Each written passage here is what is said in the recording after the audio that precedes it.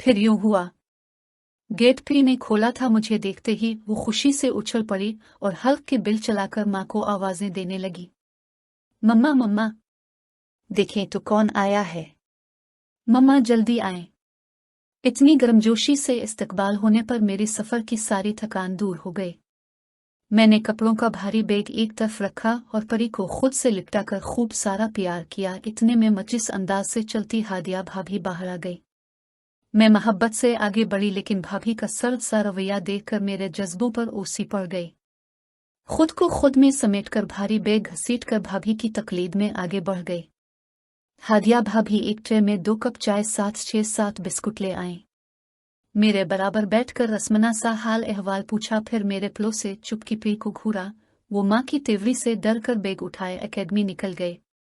मुझे थकान थी और नींद का गलबा, सोने के लिए मुनासिब जगह दरकार थी, मगर ये पूछना कि मैं किस कमरे में सोने जाऊं, इस वक्त दुनिया का मुश्किल तरीन काम लग रहा था। भाभी उठकर किचन में गई तो मैं इधर सोफे पर ही विराजमान हो गई। अगली सुबह अजीब हंगामा खेजी थी। किचन से उठा पटख की आवाजें तो कभी भाई भाभी की नोक-झोंक में हैरान थी कि सुबह सुबह ही माहौल से बदमजा हो गया है। मैं सब कुछ कमरे में बैठी सुन रही थी। न जाने क्यों बाहर निकलते हुए खौफ सा महसूस हो रहा था। फिर ऐसा क्या हुआ जो भैया ने प्री को थप्पड़ जड़ दिया और वो करंट खा के बाहर को भागी।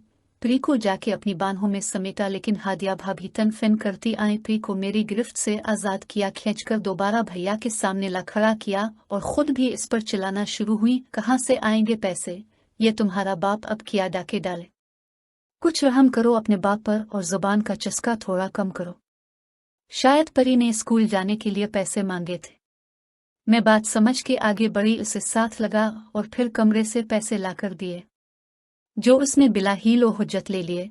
भैया भाभी भी खामोश रहे, लेकिन भैया के चेहरे की नागवारी देखकर मैं वापस कमरे में चली गई और 2 घंटे बाद भाभी की पुकार पर बाहर आई। सामने टेबल पर सूखा सा पराठा और फ्राई अंडा मेरा मुंतजिर था। मैं नाश्ता करने बैठ गई। भाभी फूले मुंह के साथ अपने कामों में लगी रहीं और मेरा वो सारा दिन भाभी की सरगर्मियां मिलाखिता करते गुजरा। जो बर्तन आराम से रखा और उठाया जा सकता था वो पटखा जाता। कैबिनेट के दरवाजे जोर जोर से मारकर न जाने वो क्या गुस्सा निकाल रही थी। मैंने कामे हाथ बटाने के लिए पेशकदमी की तो भाभी ने साफ मना कर दिया। मामा, ये किया अपने दाल रोटी बना ली। रात के खाने पर प्री मुंह बिसोर के बैठ गई। चुपचाप खाओ, भाभी ने धाड़ कर कहा, लेकिन प्री दब करने की बजाय बिफर गई। क्या हो गया है आपको? कल से अब मुझे बिलावजा डांट रही हैं। सुबह पापा ने मुझे आपके भड़काने पर मारा था, न जाने किस बात का गुस्सा अब मुझ पर निकाल रही है। नन्ही सी प्रीतन कर माँ के सामने खड़ी हो गई। पहले तो हमारे घर कभी दाल नहीं बनी, रोज गोश्त या सब्जी गोश्त बनता है। जब भी पापा का दाल का दिल हो तो आप गोश्त डाल के हलीम बनाती हैं, और फिर जब बाकी मेहमान आते हैं तब तो कभी दाल नहीं बनी। बस, भाभी ने धाड़कर एक थप्पड़ उसे जड़ा तो परी बिल खाकर कुर्सी से टकरा गई। इतनी हिम्मत तुम्हारी कि तुम बालिश्त भर की लड़की मुझे सिखाने पढ़ाने लगे। मैं मुजरिमों की तरह सर झुकाए खड़ी रही, न प्री को गिले लगाया न भाभी को मना किया। मुझे लगा कि ये जो कुछ हो रहा है ये सब मेरी वजह से हो रहा है। वो रात भाभी ने प्री को अपने पास ही सिलाया और मैंने रात ही अपना बैग दोबारा पैक कर लिया। ट्रेन चल पड़ी और मेरे ज़हन की सरजमीन पर भी सोचों की ट्रेन चलने लगी। भूखे बसरे माजी की कुछ झलकियां स्क्रीन पर रोशन हुई। उफ, जितनी महंगाई है, जान के लाले पड़ रहे हैं। ऐसे में तो किसी को एक कप चाय पिलाना भी दुश्वार हो गया है। कुलसूम फूफो ने उम्मी की कड़वी बात को हल्क से उतारकर चाय का घूंट भरा में सख्त बदमजा हुई। जब से कुलसूम फूफो आई थी, उम्मी सुबह सुबह ही महंगाई नामा खोल के बैठ जाती और फिर सुबह से शाम हो जाती उम्मी को दुखड़े सुनाते सुनाते। जुमेरात को जो सूजी का हलवा और सब्जी का पुलाव बनता था, कुलसूम फूफो की आमद से बंद हो गया। हफ्ते में 2-3 बार सुबह नाश्ता, कभी पराठे कभी अंडों का हलवा आ देसी घी से बना पराठा, इस सब की जगह सूखे पराठे और रात का बचा सालन।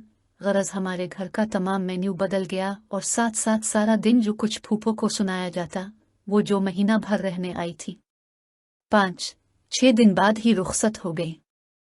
फूफो के जाते ही घर की फिजा खुशगवार हो गई। उम्मी जान का लहजा फिर से मिठास भरा, वही पकवान वही खुशबू, ना महंगाई का रोना ना कामों की थकन का घेरा।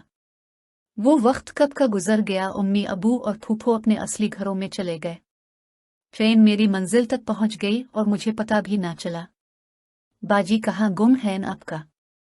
स्टेशन आ गया। साथ बैठी औरत ने मुझे झंझोड़ा। मैंने भीगा चेहरा साफ किया और अपना सामान उठाकर नीचे आए। इस सारे सफर से एक बात वाज़ेह हो गई कि कभी कभी आपकी गलतियों की सजा आपके प्यारों को भुगतनी पड़ती है। मैंने एक बार फिर आंखें रगड़ी। थकान से मेरा बुरा हाल था। अपने माँ बाप की बुई फसल में काट के आई थी।